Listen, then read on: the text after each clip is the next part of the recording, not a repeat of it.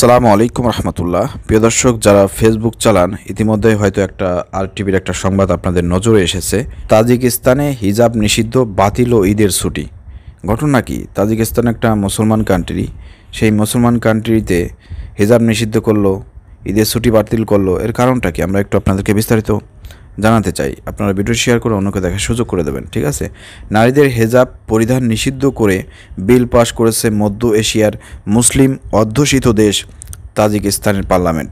পাশাপাশি মুসলিমদের প্রধান দুই ধর্মীয় উৎসব ঈদুল ফিতর এবং ঈদুল আজহায় স্কুল, কলেজ ও সরকারি প্রতিষ্ঠানের ছুটিও বাতিল হয়ে গেছে। কারণটা কি একটু বিস্তারিত পড়ি। স্থানীয় সময় বৃহস্পতিবার 20 জুন দেশটির পার্লামেন্টের উচ্চকক্ষ মজলিসি মিলিতে পার্লামেন্ট সদস্যদের ভোটে বিলটি পাশ হয়। হিজাব ও ঈদের ছুটি বাতিল ছাড়াও ঈদকে কেন্দ্র করে প্রচলিত সালামি সংগ্রহের বিষয়টিও নিষিদ্ধ করা হয়েছে এই বিলের মাধ্যমে। খবর ইন্ডিয়া টুডের। উল্লেখ্য, 1 কোটি বাসিন্দার তাজিকিস্তানের 96 লাখ আদিবাসী মুসলিম, মানে 1 কোটি বসবাস করে, তার মধ্যে 96 লাখ হচ্ছে মুসলিম আর 4 লাখ হচ্ছে অন্য অন্য ধর্মের। গত 8 মে দেশটির পার্লামেন্টের নিম্নকক্ষ মজলিসি নাময়ান্দাগনে প্রথম পাশ হয়েছিল বিলটি। পরবর্তী বৃহস্পতিবার বিলটি উচ্চকক্ষ মজলিসে মিলির অধিবেশনে উত্থাপিত হলে অধিকাংশের ভোটে সেখানে পাশ হয়ে যায়। মজলিসি মিলির প্রেস সেন্টার থেকে দেয়া এক বিবৃতিতে বলা হয়, হেজাব পরে মাথাসহ মুখের কিছু অংশ ঢেকে রাখার সংস্কৃতি মধ্যপ্রাচ্য থেকে আমদানি হয়েছে। এটি তাজিকিস্তানের নিজস্ব বা ঐতিহ্যবাহী সংস্কৃতি নয়। তাছাড়া এই পোশাকটির সঙ্গে কট্টরপন্থার সম্পর্ক রয়েছে। কেউ যদি আইন অমান্য করে তাহলে শাস্তি হিসেবে মোটা অঙ্কের জরিমানার বিধান রাখা হয়েছে বিলটিতে। প্রসঙ্গত 2007 সাল থেকে হিজাব, ইসলামী ও পশ্চিমা পোশাকের বিরুদ্ধে প্রচারাভিযান শুরু হয় সাবেক সোভিয়েত প্রজাতন্ত্র তাজিকিস্তানে। তার পরের বছরগুলোতে হিজাবের উপর এক প্রকার অলিখিত নিষেধাজ্ঞা আরোপিত হয় দেশটিতে। স্থানীয় প্রশাসনিক কর্তৃপক্ষ এই নিষেধাজ্ঞা বাস্তবায়নে তৃণমূল পর্যায়ে কমিটি পর্যন্ত করেছিল। মূলত তাজিকিস্তানের সংস্কৃতি, ঐতিহ্য ও পোশাকরীতিকে বাঁচিয়ে রাখতে এমন পদক্ষেপ নেওয়া হয়। 2017 সালে তাজিকিস্তানের জাতীয় দিবসে সরকারের পক্ষ থেকে দেশটির নারীদের হিজাব এবং পশ্চিমা পোশাক বাদ দিয়ে তাজিকিস্তানের নিজস্ব সংস্কৃতির পোশাক পরার আহ্বান জানানো হয়। হিজাব কি এটা কোনো আরবের কোনো কালচার না, এটা আল্লাহর নির্দেশ, রাসূলের নির্দেশ। এটা কোরআন সুন্নাহর একটা বিষয়। এখানে কোনো ওই সংস্কৃতির কোনো ভ্যালু নাই। তো পার্লামেন্টে যারা আছে বেশিরভাগ আমি বুঝতে পেরেছি তাদের যে বিল পাশ হয়েছে, অবশ্যই এখানে গবেট রয়েছে, মাথামোটা রয়েছে এবং অশিক্ষিত, মূর্খ, বর্বর এবং ইসলাম বিদ্বেষী লোকজন আছে। হ্যাঁ, তারা একদিক দিয়ে পশ্চিমা যে ড্রেস আছে, ল্যাংটা ড্রেস, সেগুলো বাদ দিতে বলেছে এবং আরব কান্ট্রির যে হেজাব টেজাব আছে এগুলোও বাদ দিতে বলছে। তাদের দেশের পোশাক কোনটা একটু আমাদের দেখা দরকার।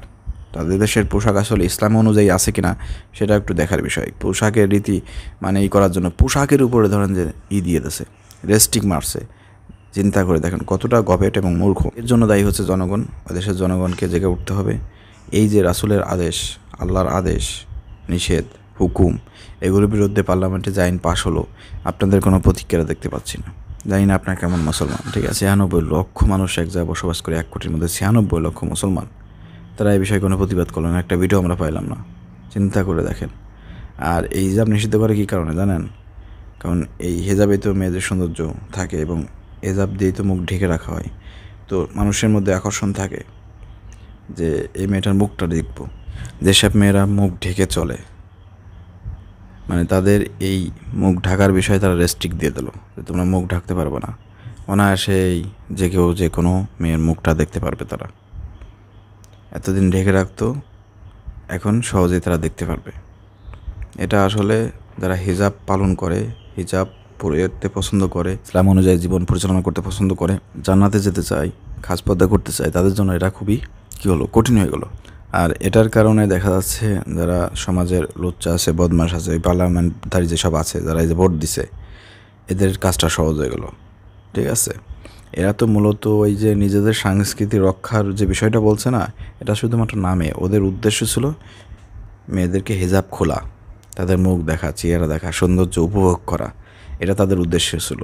এই উদ্দেশ্য বাস্তবায়নের জন্য তারা বলছে আমরা পশ্চিমাটাও বাদ দিলাম, আরবের এই হিজাবও নিষিদ্ধ করলাম। আমরা আমাদের নিজস্ব সংস্কৃতি বাঁচিয়ে রাখার জন্য আমরা এই কাজটা করতেছি। চিন্তা করে দেখেন, সংস্কৃতির উপর দোহাই দিয়ে আল্লাহর আইন বিধানের উপরে তারা আক্রমণ করেছে।